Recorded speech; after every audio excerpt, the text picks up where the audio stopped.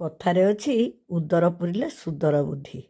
ସେଦିନ ତ ଥିଲା ହୋଲି, ତେଣୁ ମୁଁ ବୋହୂମାନଙ୍କୁ ଆଗୁଆ କହିଦେଇଥିଲି ସକାଳୁ ପ୍ରଥମେ ପିଲାଙ୍କୁ ପେଟେ ଲେଖା ଖାଇବାକୁ ଦେଇଦିଅ।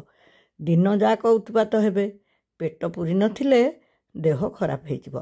ତେଣୁ ସକାଳୁ ଜଳଖିଆ କରି ସମସ୍ତଙ୍କୁ ସେମାନେ ଖାଇବାକୁ ଦେଲେ। ଆଉ ମୁଁ ମୋର ଘିଅ ବାଟିବା ଷ୍ଟାର୍ଟ କରିଦେଲି। ମୁଁ କହିଲି ହୋଲି ହେଉଛି ରାଧାକୃଷ୍ଣଙ୍କର ପର୍ବ, ଆଉ ରାଧାକୃଷ୍ଣଙ୍କର ପ୍ରିୟ ହେଉଛି ସରଲବଣୀ। ତେଣୁ ମୁଁ ଯିଏ ଆମ ଘରକୁ ହୋଲି ଖେଳିବାକୁ ଆସିବ ସମସ୍ତଙ୍କୁ ଲହୁଣୀ ଖୁଆଇବି। ସତକୁ ସତ ସକାଳୁ ସକାଳୁ ବାବାଇର ସାଙ୍ଗ ଆଉ ତାଙ୍କ ସ୍ତ୍ରୀ ଆସି ପହଞ୍ଚିଗଲେ। ଆଉ ମୁଁ ସେମାନଙ୍କୁ ବାଟୁଥିବା ଲହୁଣୀ ଖୁଆଇଦେଲି। ସେମାନେ ବି ଭାରି ଖୁସିରେ ଖାଇଲେ। ମୁଁ କହିଲି, ଆରେ ମିଠାଠୁ କ'ଣ ଇଏ ମୂଲ୍ୟବାନ ନୁହେଁ? ଆମେ କିନ୍ତୁ ତା ବୁଝୁନେ। ତାପରେ ଲହୁଣୀ ବଟା କାମ ସାରିଦେଇ ମୋର ହୋଲି ଖେଳ ଆରମ୍ଭ ହେଲା। ମୁଁ ସବୁବେଳେ କ'ଣ କରେ, ମୋ ଝିଅମାନଙ୍କୁ, ଅବିବାହିତ ଝିଅମାନଙ୍କୁ ମୁହଁରେ ରଙ୍ଗ ବୋଳେ, ବିବାହିତ ଝିଅମାନଙ୍କୁ କପାଳରେ ଆଉ ସିନ୍ଥିରେ ରଙ୍ଗ ଦିଏ, ଆଉ ପୁଅମାନଙ୍କୁ ସବୁବେଳେ ତିଳକ କରିଦିଏ। ଆରମ୍ଭ ତ ହେଲା ଆଉ। ସିଏ ତାଙ୍କର ବାହାରେ ଯାଇ ସରବତ ପିଉଥିଲେ। ଦହି ଗୋଳେଇବାର ଦୁଇଟା କାରଣ ଥିଲା। ମିଠା ବଦଳରେ ଲହୁଣୀ ଖାଇବାକୁ ଦେବି, ଆଉ ଘୋଳ ଦହିର ସରବତ ବନିବ। ଘୋଳ ଦହି ସରବତ ପୁଣି ଦୁଇ ପ୍ରକାରର ହେଲା। ଏଇଠି ଦେଖୁନାହାନ୍ତି ଦୁଇ ବନ୍ଧୁ କେମିତି ରଙ୍ଗ ବୋଳାବୋଳି ହେଇ କୋଳାକୋଳି ହେଉଛନ୍ତି।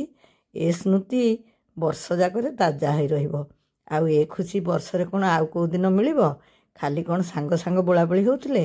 ଇଏ ଯା ବି ବୋଳାବୋଳି ହେଉଥିଲେ। ହେଲେ ଏତେ ଲେଖା ରଙ୍ଗ ମିଳୁଥିଲେ। ମୁଁ କହିଲି ରହ, ଏଇନେ ଖେଳୁଥା, ଛଡ଼େଇଲା ବେଳେ ମଜା ବାହାରିବ ଯେ, ସେତିକି ବେଳେ ଜାଣିବ। ଅବଶ୍ୟ ଏମାନେ ବିଶେଷ ଭାବରେ ଅବିରରେ ହିଁ ଖେଳୁଥିଲେ। କିନ୍ତୁ ଛୋଟ ପିଲା ଟିକେ ପିଚକାରୀ ନ ମାରିଲେ ତାଙ୍କ ମନ କ'ଣ ବୁଝିବ? ସେଇଥିପାଇଁ ତାଙ୍କ ପାଇଁ କିଛି ରଙ୍ଗ ବି ଗୋଳା ହେଇଥିଲା। ଆଉ ସବୁ ମନ ଭରି ଖେଳୁଥିଲେ। ପିଲାଙ୍କର ଆହୁରି ବହୁତ ଭିଡ଼ିଓ ମୁଁ ଅପଲୋଡ଼ କରିଥିଲି। ସେମାନେ କେମିତି ମଜା କରିକି ଗୋଟେ ଗାଧେଇବା ପାଇଁ ପାଲରେ ପାଣି ଭର୍ତ୍ତି କରିକି ଗାଧୁଆ ପାଧୁଆ କରିଥିଲେ, ସେସବୁ ବି କରିଥିଲି। କିନ୍ତୁ ସେସବୁ ଆମ ୟୁଟ୍ୟୁବ୍ ଗାଇଡ଼ଲାଇନ୍ରେ ପକାଇବା ଉଚିତ ନୁହେଁ, ତେଣୁ ପକାଇଲି ନାହିଁ। ଆଉ ମଝିଆ ପୁଅ ବସିକି ସରବତ ବନେଇଲା। ଗୋଟେ ହେଲା ସ୍କ୍ୱାସ୍ରେ, କାଳେ କିଏ ଦହି ପିଇବେନି ବୋଲି। ଗୋଟେ ହେଲା ମିଠା ସରବତ ଦହିରେ, ଆଉ ଯେଉଁ ଲଙ୍କା ଭାସୁଛି ସେଥିରେ ତ ଖାଲି ଲୁଣ ଲଙ୍କା ପକା ହେଇ ଗୋଳା ହେଇଥିଲା। ଆଉ ସରବତ ଆୟୋଜନ ହେଇଗଲା ପରେ ଖେଳ ଆହୁରି ଜୋରରେ ଜମିଗଲା।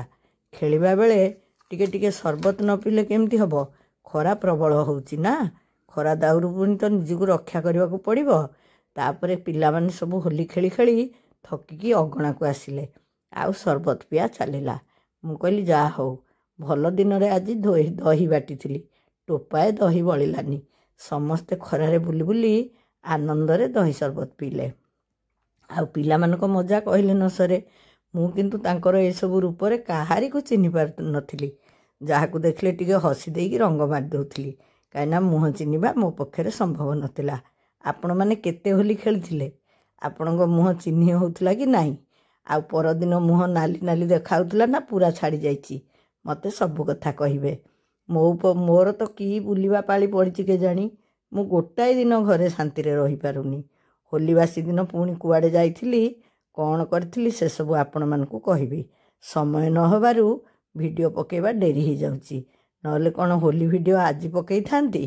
ଯାହା ବି ହଉ, ନ ପକାଇଲେ ତ ମୋ ମନ ବୁଝିବନି। ଦେଖୁନାହାନ୍ତି ସେ ବୋହୂକୁ, ପୁଅ ମୁହଁରେ କେମିତି ମୁହଁ ବୋଳୁଛି ରଙ୍ଗ। ମୁଁ କହିଲି ଆଲୋ ମା, ଟିକେ ଅଳ୍ପ ବୋଳୁନ, ଏତେ କାହିଁ ବୋଳୁଛ? ଏ ଦିହିଁକୁ ବି ଦେଖ। କହିଲେ ବୋଉ ବର୍ଷକୁ ଦିନେ ପରା, ଆମେ ସେଥିପାଇଁ ପୁରା ବଢ଼ିଆ କିନା ମାଲିସ କରିଦେଉଛୁ ରଙ୍ଗ, ଯେମିତି ଗାଧେଇଲା ପରେ ବି 8-10 ଦିନ ରହିବ। ତାପରେ ଦୀପ୍ତି ଆସି ଚୁଙ୍ଗାକୁ ଏମିତି ବୋଳିଲା ଯେ, ମୁଁ କହିଲି ଆଲୋ ମା, ମୁଁ କ'ଣ ଛୁଆବେଳେ ତାକୁ ମାଲିସ କରିନଥିଲି ନା ତା ନାକ ଟେକି ନଥିଲି କିଲୋ? ତୁ ଏବେ ଏମିତି ମାଲିସ କରିକି ନାକ ଟେକି ଦେଉଛୁ?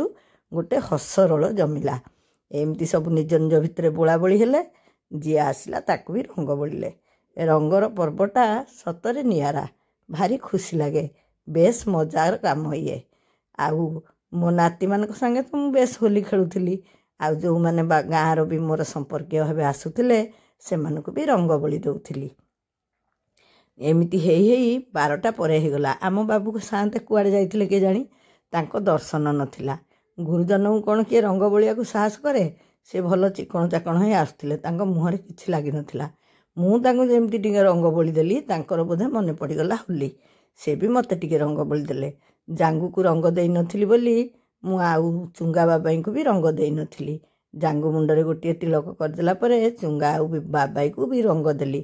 ତାପରେ ପରେ ମୋର ଭଣଜା ଆସି ପହଞ୍ଚିଗଲେ।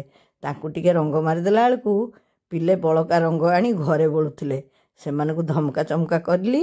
ଆଉ ହୋଲି ଖେଳ ପାଖାପାଖି ସରିଗଲା। ତାପରେ ଆରମ୍ଭ ହେଲା ଫଟୋ ଉଠାଉଠି। ତିନି ପୁଅଙ୍କ ସାଙ୍ଗରେ ଫଟୋ ଉଠେଇ ନେଲି। ଆଉ ବୋହୂମାନେ କ'ଣ ବାକି ରହିବେ? ତାଙ୍କ ସାଙ୍ଗେ ବି ଫଟୋ ଉଠିଲା। ହେଲେ ଖିଆପିଆ କ'ଣ ହେବ? ସକାଳୁ ତ ଟାଣ ଜଳଖିଆ ଖିଆ ହେଇଯାଇଥିଲା। ଆମେ ଶାଶୁ ବୋହୂ ପୂର୍ବ ଦିନରୁ କଥା ହେଇ ହାଣ୍ଡିଏ ଭାତ ରୋଷେଇ କରିଦେଇଥିଲୁ। ଆଉ ସକାଳୁ ସକାଳୁ ମାଛ ଆସିଯାଇଥିଲା।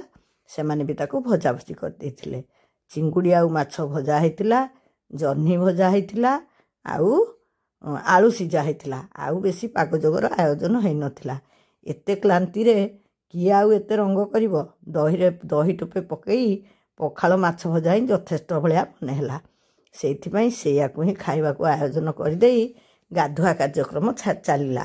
ପିଲାମାନଙ୍କୁ ସମସ୍ତଙ୍କୁ ମୁଁ ତେଲ ସାବୁନ ଲଗେଇ ଗାଧେଇ ଦେଲି। ଆଉ ପିଲା ତିନିଏ ଯାଇ ବାଇକ୍ରେ କଳିଙ୍ଗନଗର ଆଡ଼ୁ ବୁଲି ଆଇଲେ। ସେଇ ଫାଙ୍କା ସମୟରେ ମୁଁ ଛୁଆଙ୍କ ସାଙ୍ଗେ ଟିକେ ନାଚ କରିଦେଲି। ଦେଖୁନାହାନ୍ତି, ଗାଧେଇ ପାଧେଇ ସମସ୍ତେ ବସି କେମିତି ପଖାଳ ଖାଉଛନ୍ତି। ଦଫା ଦଫା ହେଇ ଖାଇଲୁ। ଆଗ ଛୁଆମାନେ ଖାଇଦେଲେ, ତାପରେ ମୁଁ ଚୁଙ୍ଗା ବାବାଇ ଖାଇଲୁ, ଆଉ ତାପରେ ପରେ ବୋହୂମାନେ ଖାଇ ବସିଲେ। ଦିନ ଯାକର କ୍ଲାନ୍ତି, ଏତେ ବେଶୀ ଗାଧୁଆ ପାଧୁଆ, ପଖାଳ ତ ଖାଇଲୁନି ଯେ ନିଦକୁ ଆବାହନ କଲୁ।